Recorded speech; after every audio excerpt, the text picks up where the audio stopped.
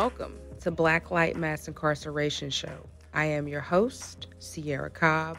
Black Light Mass Incarceration Show is a space that is used to uplift the unheard voices of the criminal and social justice issues that many face today. Thank you for tuning in. I hope you enjoy.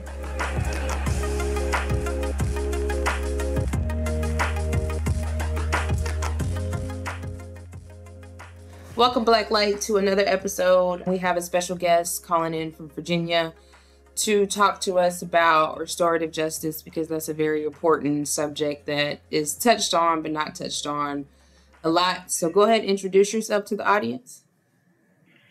Okay, my name is DeAnthony Jeremiah Lord, and I'm from Roanoke, Virginia, 32 years of age. I've been incarcerated since I was 19 years old, to the Department of Corrections for robbery, carjacking, and attempted molestation on a police officer. All right, DeAnthony. So that was a lot. Do you kind of want to tell us, like a little bit of your story? A lot of people like to kind of get the background and kind of understand. I think it's important for people to understand, what led somebody to commit a crime, because a lot of times that's not highlighted enough. Okay. Well, I come from a broken family, poverty, underserved community. What led to my crime was on the night, it was a late spring night. I was under the influence, drinking, smoking, completely erratic and unconscious. And one night I went out, I grabbed my gun and decided to go hold somebody at gunpoint. A lot of things led up to that night, but in a nutshell, that's what happened. I was just completely oblivious, of the consequences of my actions, and I had no regard for authority.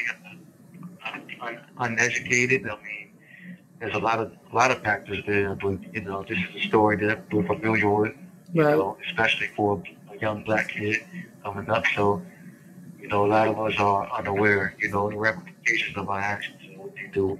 They've been desensitized by our community and environment. So, but I take full accountability for my actions, but still, those are the things that kind of hold us to it. So tell us something positive that you've done since you've been incarcerated to change your life around and accept accountability. Wow, okay.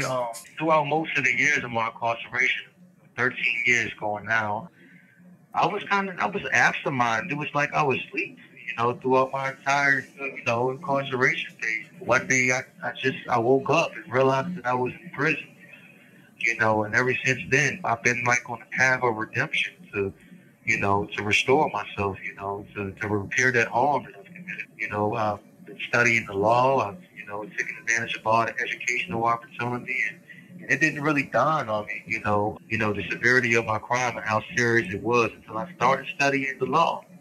I started studying the law a few years back, frequenting the law library, reading all the law books I can, and eventually end up, I earned a paralegal degree, and that right there, that it really awoke in me, that's like the highlight of my rehabilitation right there, is my education. Education is the key. Education is very important. And I'm glad that you were able to, actually buckle down and start studying the law. I actually think that we need more people that are incarcerated to help with legal services to help get people out, because, it just seems like a lot of attorneys just don't have the time for it. Or, with so many people that are wrongfully convicted, and it's just not enough resources. And so I think that's very important. So talk to us about the TED Talk. Oh, okay. Well, the TED Talk. Okay, for those unfamiliar with a TED Talk is a public forum for dialogue, facilitated for the purpose of sharing ideas and concerns with the community. And being that this TED Talk here in Virginia is going to be in the prison, so what this essentially means that the audience will be integrated among those invited, which will range from community stakeholders, prison administrators, executives, legislators, as well as social representatives, media, business proprietors, entertainers. We might have former Governor Terry McAuliffe of Virginia here, as well as a notable author, John Grisham, might be attending the event. We definitely looking forward to his attendance. People that will be invited. So I believe all these people being facilitated in the room, being brought together, integrated amongst, the crowd with incarcerated individuals represents a significant stride to bridging, removing barriers. Hence, that's the theme, bridging the gap. That's what we're trying to do, bridge the gap between corrections and community. It was very possible that a prosecutor, law enforcement, or a policymaker, or some other notable figure of the public body maybe seated next to the very ones who society has condemned and buried away. What this does is humanize us. This makes us more relatable. People. This makes us seen. When we're Mm-hmm. sitting right next to the people who have the power to change everything. But there's some people really typically don't understand. What they don't know. That Or is don't true. know what they don't understand. They're knocking out that barrier, that communication barrier is going to be critical What are to you our mission. hoping that the people of the justice system, what are you hoping that they take away from this TED Talk or absorb? We definitely this TED talk has never been. I have to build this because this right here is such a monumental opportunity.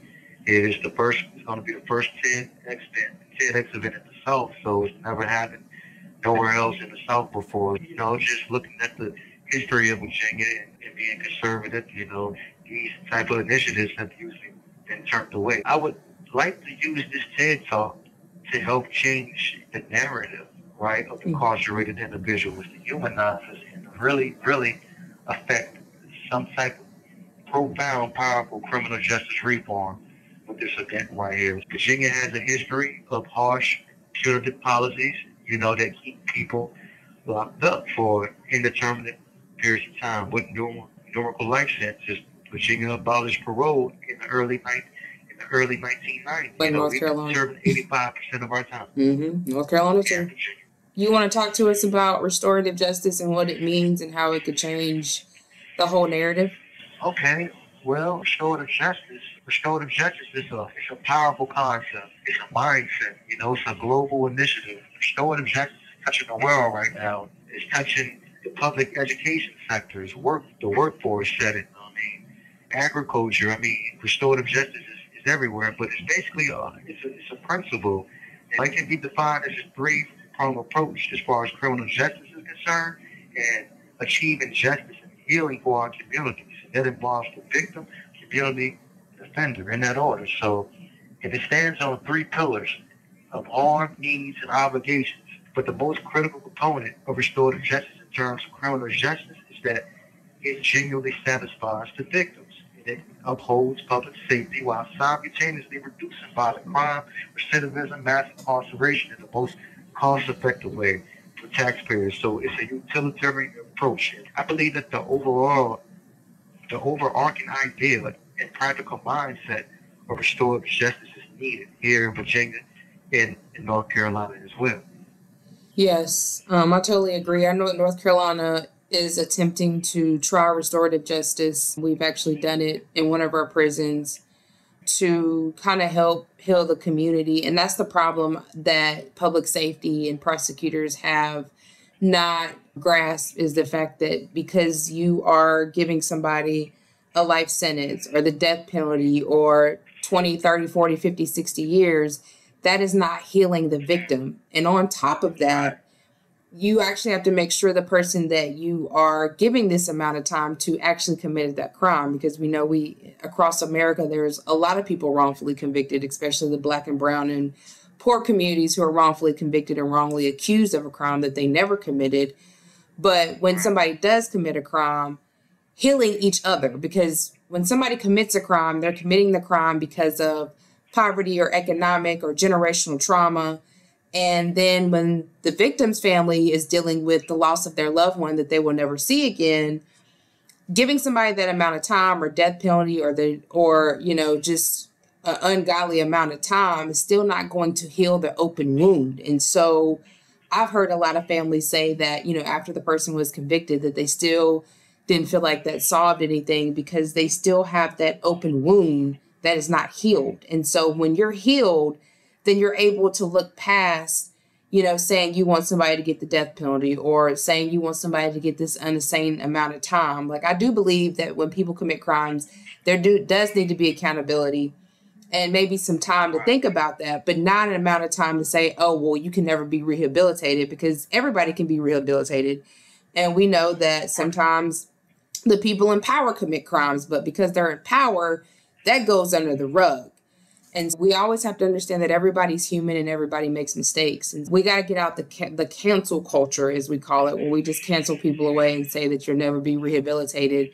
But you won't be if you don't offer rehabilitation. And I think that restorative justice needs to go in the prisons, but it also needs to go for the people that work in the prisons, because your environment can make it hard for you to take accountability and really sit down and understand what you've done, because you're still receiving trauma from staff. Right, right. And Virginia has been shifting towards this model. You know, they've been doing a lot of trauma informed training.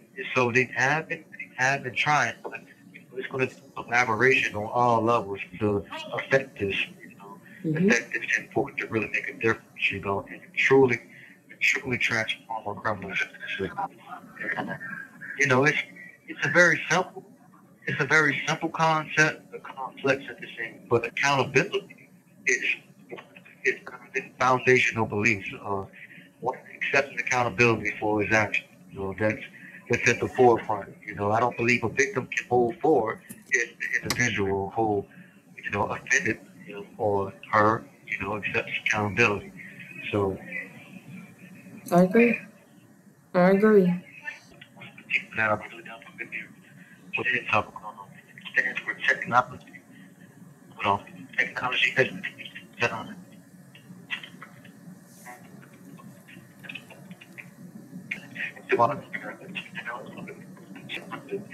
it was built on that.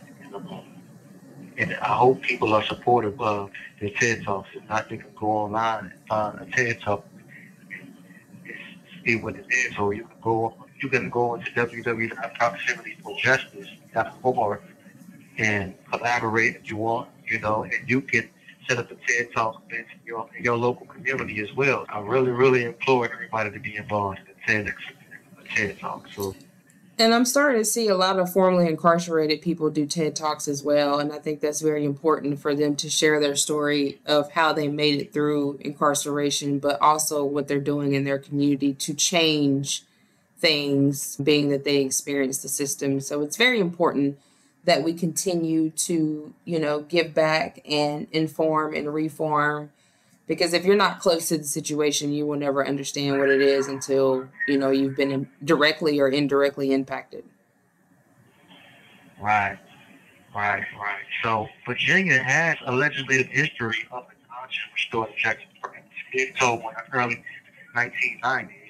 And it basically said that the structures that were in place that were already implemented practices, but the only problem is they didn't persist. They didn't persist in it collaborated throughout the entire justice system. It did a lot to enhance the victim's rights, but it's the three what victims. It's like what do we do? And I think to look at factors and everything that all the technology that lead to crime. How can we mitigate that? And that's where restorative engages the community. It builds community structures. It gets people involved. And show them, you know, nobody comes back. That everybody's safe. To be healthy and work together with the community. Exactly. And that's what's important, is ensuring that the whole community is healing and the whole community is safe. And I think that's the mark that public safety has missed, trying to really understand that you have to heal both sides of the coin, not just one, or just feeling like giving a long sentence is going to fix the pain that people feel. What happens back into the community? What then are my obligations, that I must fulfill? And what is my community's obligation? So it's, what parts of our political, educational, and social institutions need reforming in order to ensure public safety and that all human rights, right? That's the question.